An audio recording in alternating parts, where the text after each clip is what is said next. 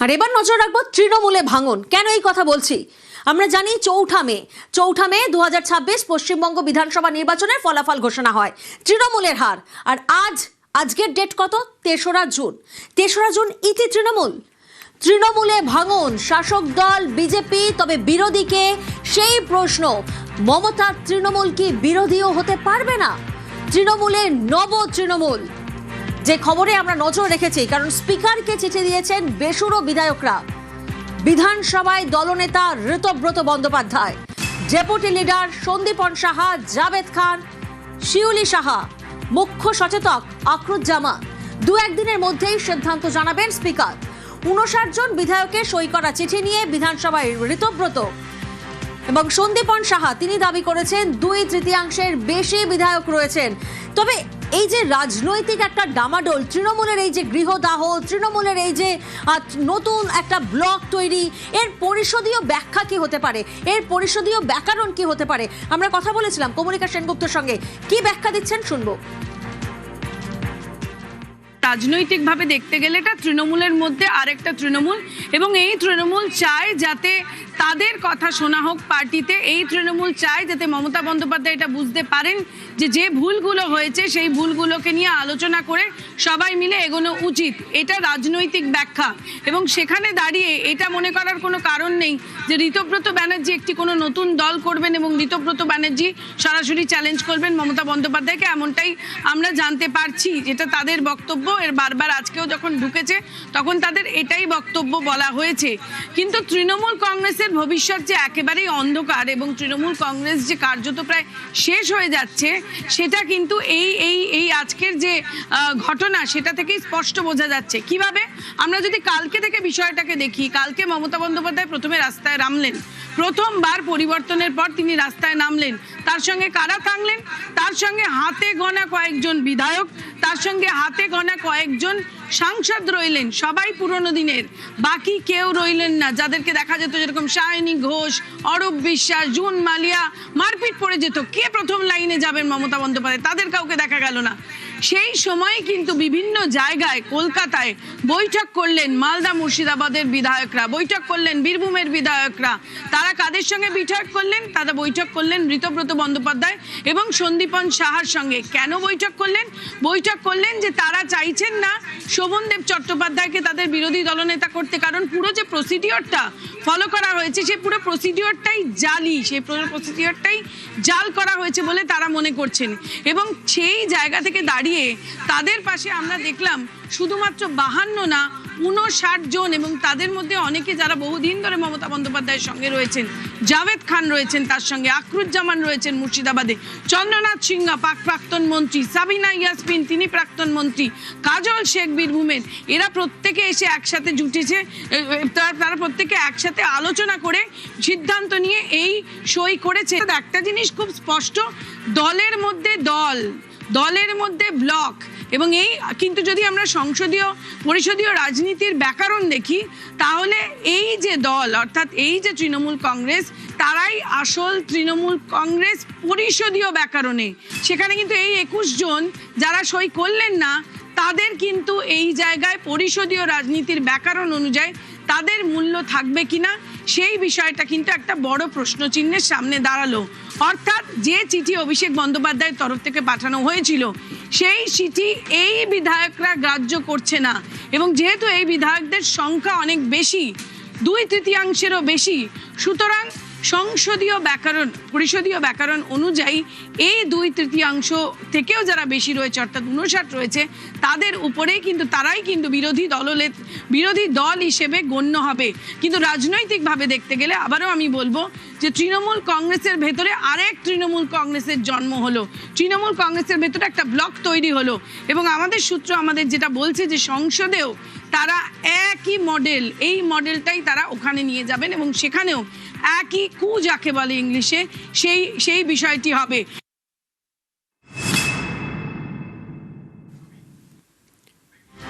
স্পিকারকে চিঠি দিলেন বেসুরো বিধায়করা। বর্ষিয়ান বিধায়ক সমর মুখোপাধ্যায়ের হাত দিয়ে চিঠি। সব বিধায়কের সঙ্গে কথা বলেন স্পিকার। যাদের চিঠিতে সই তারা রয়েছেন কিনা নিশ্চিত করেন স্পিকার। স্পিকারকে চিঠি দেন বেসুরো বিধায়করা। বর্ষিয়ান বিধায়ক সমর মুখোপাধ্যায়ের হাত দিয়ে চিঠি। সব বিধায়কের সঙ্গে কথা বলেন স্পিকার। যাদের চিঠিতে সই তারা রয়েছেন কিনা নিশ্চিত করেন স্পিকার, কারণ আমরা জানি যে সই বিতর্ক নিয়ে ইতিমধ্যে তৃণমূল অস্বস্তিতে পড়েছে। বিধানসভার বৈঠকে আজ একজোট বেসুরো বিধায়করা তারা বলছেন তারা সবাই লড়াই করে জিতে এসেছে, সবাই ভোটে লড়াই করেছে, প্রতিকূল পরিস্থিতির মধ্যে লড়েছেন এবং তাদের সকলের সম্মান আছে। বেসুরো বিধায়করা তারা দাবি করেন এবং সেই সম্মান বজায় রাখতেই তাদের এই সম্মিলিত সিদ্ধান্ত। বিধানসভার বৈঠকে আজ আমরা দেখি একজোট বেসুরো বিধায়ক তারা একে একে করে আসেন এবং তারা জানান যে তারা প্রত্যেকেই লড়াই করে জিতে এসেছে, তারা প্রত্যেকে ভোটে লড়াই করেছেন, প্রতিকূল পরিস্থিতির মধ্যে তারা লড়েছেন, তাদের সকলেরই সম্মান আছে এবং সেই সম্মান বজায় রাখতেই তাদের এই সম্মিলিত সিদ্ধান্ত। বেসুরো বিধায়করা তারা একে একে করে জানান। আর এরপরেই আমরা শোভনদেব চট্টোপাধ্যায়ের সঙ্গে ফোনে যোগাযোগ করেছিলাম, কিন্তু তিনি কোনো প্রতিক্রিয়া দিতে চাননি।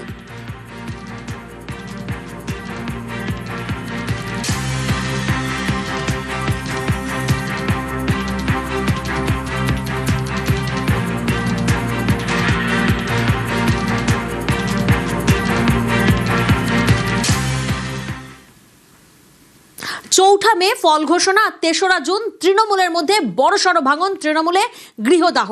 তৃণমূল কংগ্রেস 1998 কংগ্রেস ভেঙে হয় তৃণমূল কংগ্রেস, আর 2026 আমরা কি দেখছি? তৃণমূল ভেঙে নব তৃণমূল। এই রাজনৈতিক বিপর্যয় এর ব্যাখ্যা কি হতে পারে? এর আগে কি কখনো হয়েছে?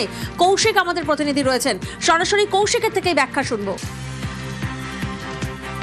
ইতিহাস কিন্তু বারবার ফিরে ফিরে আসে।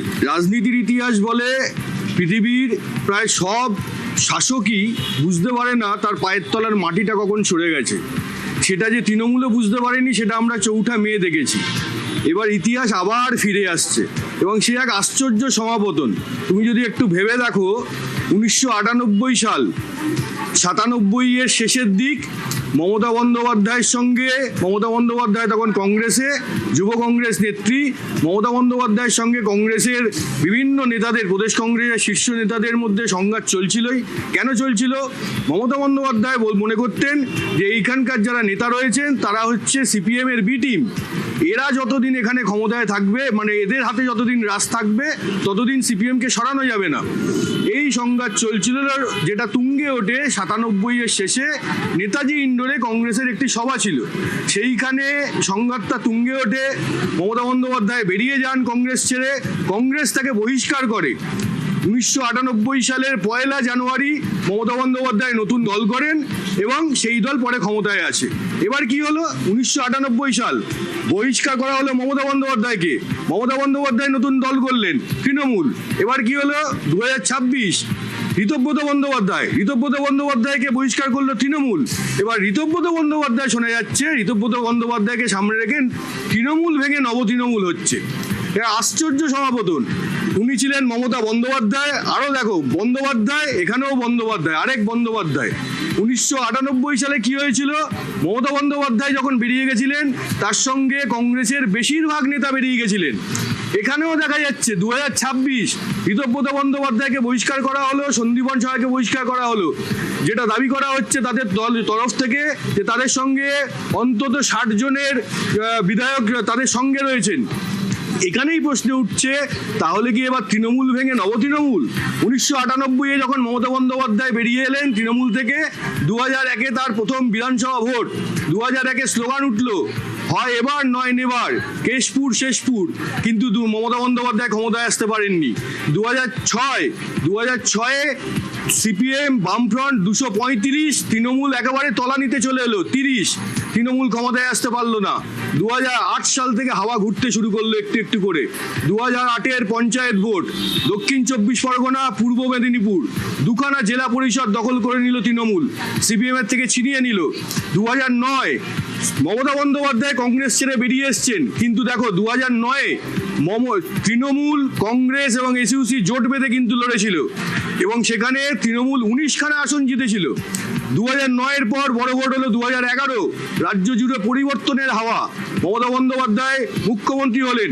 সেখানেও কিন্তু মমতা বন্দ্যোপাধ্যায়ের জোটসঙ্গী ছিল কংগ্রেস।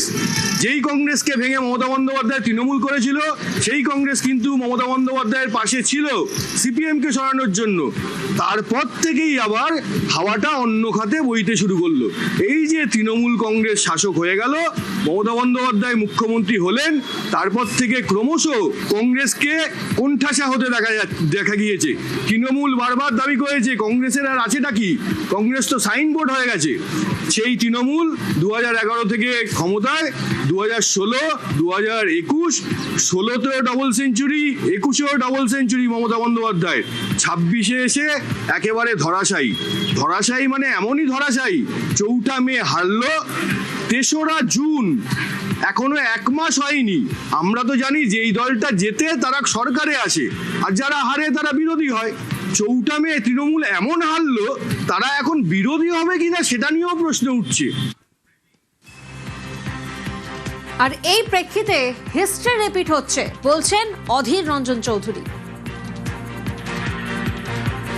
কংগ্রেসকে দুর্বল করে মমতা ব্যানার্জি সবল হয়েছে এবং মমতা ব্যানার্জি ক্ষমতা আসার পর কংগ্রেসকে প্রতি মুহূর্তে খতম করার ব্যবস্থা করেছে। আজকে হিস্ট্রি রিপিট হচ্ছে, যে তৃণমূল যে কাজটা করেছিল আজকে সেই তৃণমূলের উপরে সেটাই হচ্ছে। ফারাকটা একটাই, সেদিন কংগ্রেস ভাঙিয়ে তৃণমূল দল তৈরি হয়েছিল। এটা যেটা হচ্ছে, এমএলএরা বিজেপিতে সরাসরি জয়েন করতে পারছে না, কারণ বেশিরভাগ এমএলএ তারা সংখ্যালঘু ভোটে জিতেছে, সংখ্যালঘুরা রেগে যাবে, তাই সরাসরি তারা বিজেপিতে জয়েন করতে পারছে না। অথচ বিজেপিকে মদত করে তৃণমূল দলটাকে উঠিয়ে দিয়ে তারা কিন্তু আরেকটা ব্যানার খাড়া করছে এখানটায়। আমি তাদেরকে বলবো, যারা এই তৃণমূল ভেঙে আরেকটা তৃণমূল করতে চাইছে, তাদের জন্য কংগ্রেসের রাস্তা খোলা আছে অনেক। তাদের জন্য এফেক্টিভ হবে কংগ্রেস, যদি তারা মনে করে রাজনীতি করতে চায়। আর না হলে তারা নিজেরা কিন্তু এই পশ্চিমবঙ্গে অপাঙ্ক্তি হয়ে যাবে, অপ্রাসঙ্গিক হয়ে যাবে। তৃণমূলে আসল নকলের লড়াই চলছে, কটাক্ষ সুকান্ত। এই পক্ষ বলছে আমরা আসল তৃণমূল কংগ্রেস, আমাদেরকে দেখো, আর এক পক্ষ বলছে আমরা আসল তৃণমূল কংগ্রেস, আমাদেরকে দেখো। এবার তৃণমূল কংগ্রেস কোথায় যাবে? ডান দিকে যাবে না বাম দিকে যাবে, নাকি পরাঞ্জলি দিয়া মাঝখানে থাকবে? সেটা তৃণমূল কংগ্রেসকে ঠিক করতে দিন। তবে এটুকু বোঝা যাচ্ছে যে আর কিছু দিনের মধ্যে, কয়েক মাসের মধ্যেই তৃণমূল কংগ্রেস নামক দলটা এই মুসল পর্বের ফলে সাইনবোর্ডে পরিণত হবে, এ বিষয়ে কোনো সন্দেহ নেই।